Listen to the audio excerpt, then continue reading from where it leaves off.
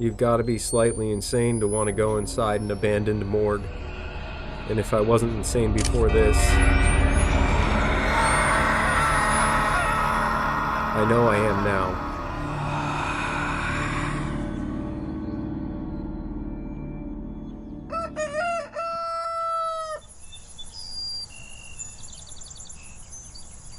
Like most people, you probably haven't heard of Hackettstown, New Jersey. It's a sleepy farm town far away from the city and civilization. In 2000, it was and still remains the definition of a boring town. It affected everyone, including our police department. They were so bored, they put up a terrorist forecast sign and occasionally changed the threat level just to keep the townsfolk on their toes. I assure you, had terrorists bombed our town, there would have been far more livestock casualties than people. So when my best friend, Steve, and I found out there was an abandoned asylum not far from our town, we couldn't resist the urge to explore. God damn, I'm bored out of my skull. Dude, did you check out the latest Weird New Jersey? It's crazy, man. Listen to this. Weird New Jersey was a magazine containing stories about the most weird and allegedly haunted places in the state. But the tales in this particular issue we read were on an abandoned asylum, Greystone. The foundation was nearly as big as the Pentagon, with all the buildings connected by a series of underground tunnels. The tunnels went so deep into the earth that they doubled as fallout shelters during the Cold War. And at the heart of the tunnels was the asylum's morgue. Can you believe this fucked up shit, man? True stories of patient abuse, psychotic maniacs, and potentially ghosts. Whoa, dude. The asylum was eventually shut down sometime in the 70s, but the building was still there. Those brave, or rather stupid enough, could sneak inside if they had the right tools. Well, it's not that far away. Let's go check it out. Greystone was a half-hour drive away, so we figured, why not? Maybe we'll see ghosts. We didn't really believe in ghosts at the time. The idea of going to an abandoned asylum just sounded exciting to us. It was still winter, and we figured the cold weather would mean less police patrols and less of a chance of us getting caught. We made an initial drive-by to scope out the area, and it was so much bigger than we had anticipated. Holy shit, this place is fucking huge.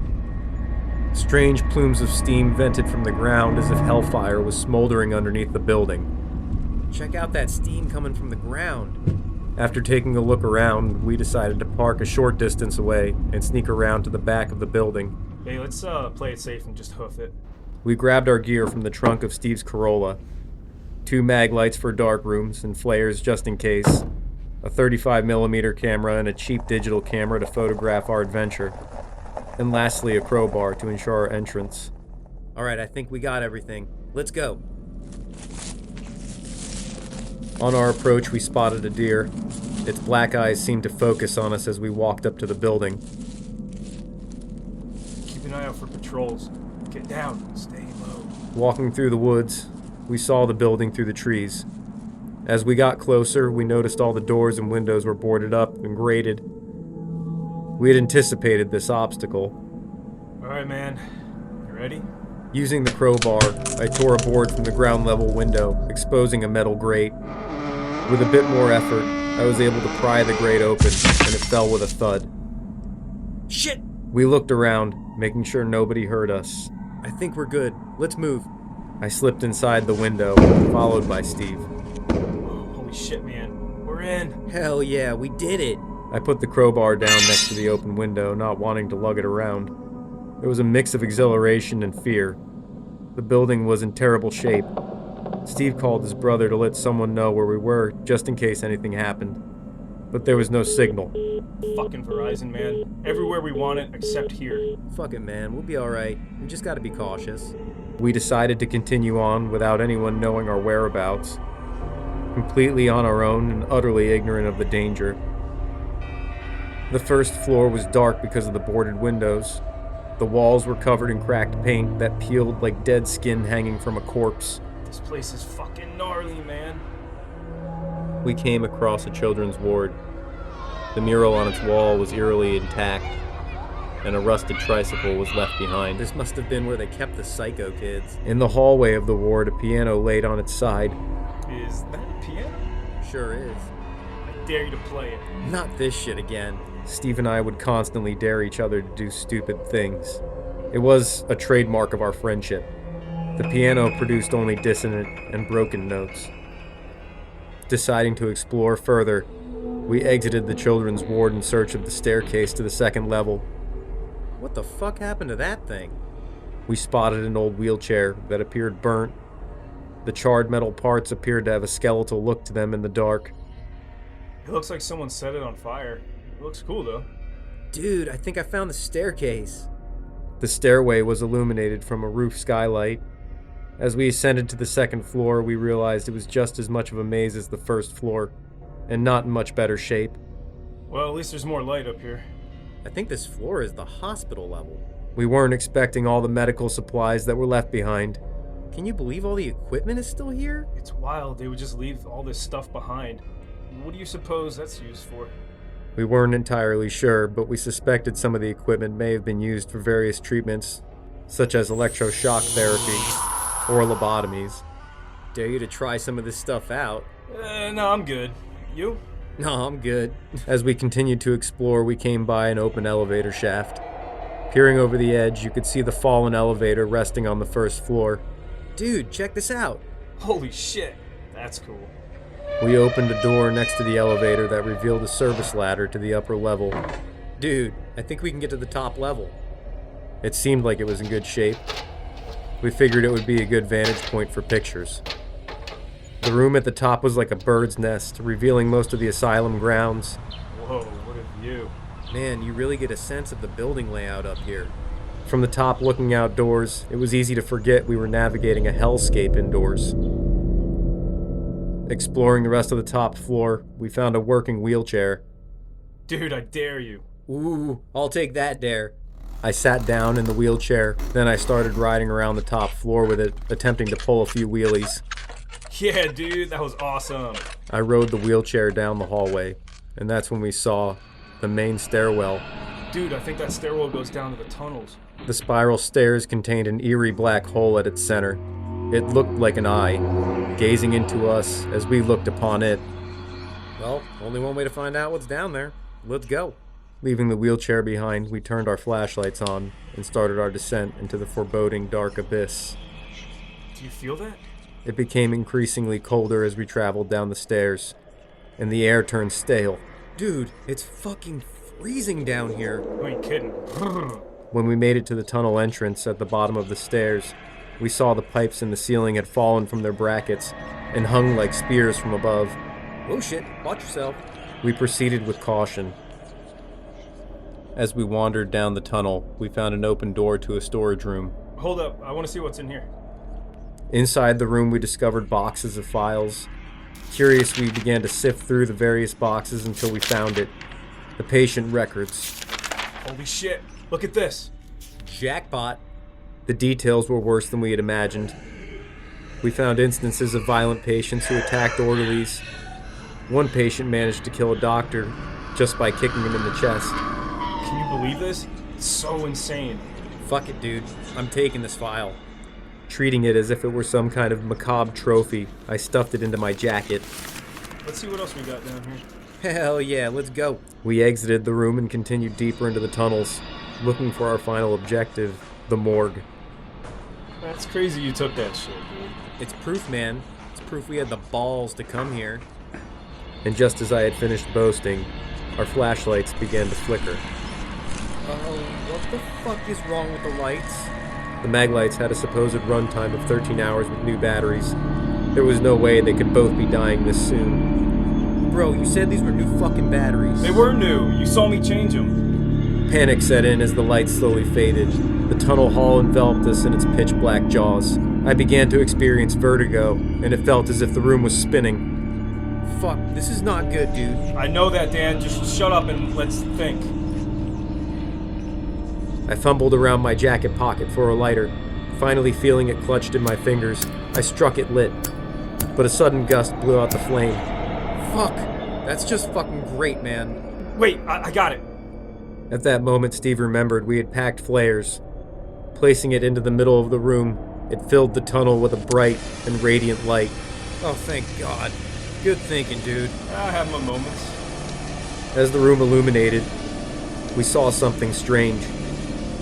2 ceramic angels down the hallway. Dude, do you see that? That's so random. Why would someone put these here? Just as we approached for a closer look, our flashlights came back to life. Bro, looks like the lights decided to work again on their own. That's fucking weird. I told you the batteries were new. Maybe it was an electrical short? Yeah, whatever, man. I'm just glad the lights are working again. I thought we might have to turn back. And we should have. With our flashlights working again, we continued down the tunnels. And then at last, we found the door to the morgue. Dude, is that what I think it is? We found it! We approached the door. What the fuck? Did you just see someone in there? It's probably just your imagination, man. Ain't nobody down here but us. We opened the door, but no one was inside. At least that's what we believed. Yeah, I guess you're right. It must have been my imagination, man. Look at this place, man. The morgue room smelled heavy with rot. In the center of the room was a large metal table. Oh, dude, this is where they did the embalming.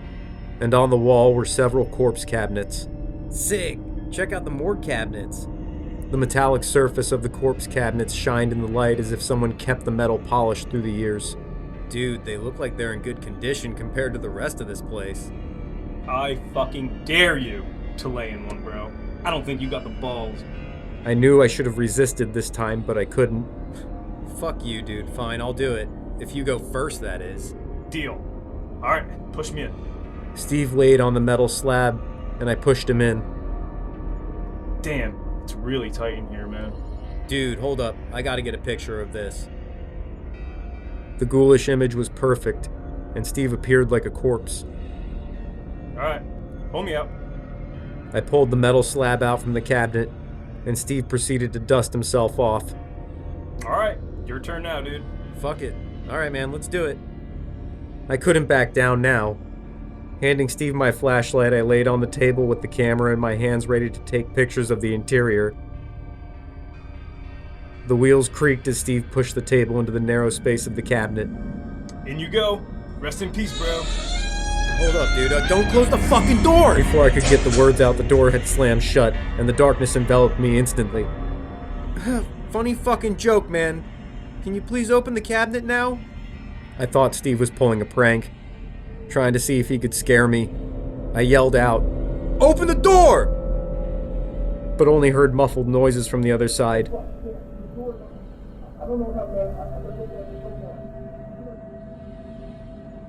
Then silence. The seconds started turning into minutes, and before long, minutes felt like hours. And I wondered why my friend would leave me here like this. He would never do something like this. Then I thought perhaps maybe something happened to him. Did someone attack him? I punched the door in frustration. Still no answer. What the fuck, man? Open up! Open the goddamn door! The cabinet felt stifling. Even though it was dark, I could still feel the confined space surrounding me. Then I felt something. Like someone breathing on me. The hair began to rise on my body. I broke out into goose pimples, and I felt an icy cold chill invade the cabinet, as if the refrigerator was turned back on. Oh Christ, what the fuck is that? Is someone in here? My frustration turned into fear, and then panic.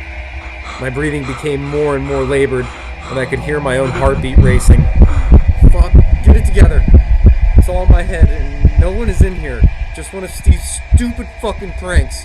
And probably the dumbest fucking prank in history. I'm gonna kick your ass when I get out! There was only an eerie silence. I started feeling around the darkness for a latch or anything to get me out.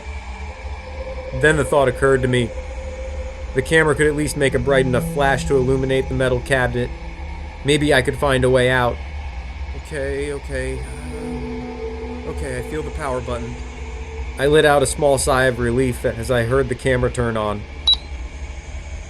Alright, here we go. There's gotta be some way out. The picture brightened the cabinet only briefly, so I took another. And that's when I heard it. What the fuck is that? I started feeling burning pain, like an electric shock arcing from one side of my cranium to the other. And the whispers grew louder. What the hell? What is that noise? I flashed the camera once more, and for a brief moment, I saw what I thought was a face in the metal above, grinning at me menacingly. I couldn't contain my fear any longer. I started screaming and thrashing. I punched the door and kicked the walls. Suddenly I heard a banging noise, and a blinding light poured in. The whispers ceased and I felt myself being pulled. Then I saw the silhouette of a man standing above me, with a crowbar in his hand. Fuck! Whoa, dude, calm down. It's okay. I'm sorry, alright? It was like a gust of wind came and closed the door. I couldn't get it back open. I had to go back and get the crowbar. What the fuck happened in there? You okay? Fuck you, fuck this fucking place, I wanna fucking leave! Let's fucking go! I was still gripped from the shock of the ordeal. As we left, Steve tried explaining it was never his intention to close the door completely. He claimed a gust of wind had shut the door tight like a vacuum tube. During the time I spent locked in that seemingly endless nightmare, he ventured back to the asylum by himself to retrieve the crowbar and returned to free me. Whatever, let's just fucking go, please! No worries, man. We're almost out. As we made our way up the stairs, I felt the heaviness of the file that I had stolen in my jacket. I took it out and dropped it on the tunnel floor. It fell with a thud. Climbing out the window, I could feel myself being cleansed by the open air. Taking in a deep breath, I savored the freshness of it with a newfound appreciation. We made our way back to the car, passing a deer carcass along the way. Seeing death face to face, I was more thankful than ever to be alive. There's the car. Let's roll. Thank God we fucking made it. Let's get the fuck out of here. As we drove away, I tried my best not to think about it. I wanted to forget about it. But ever since then, sometimes at night in my sleep, I can still hear the whispers calling me back to the morgue.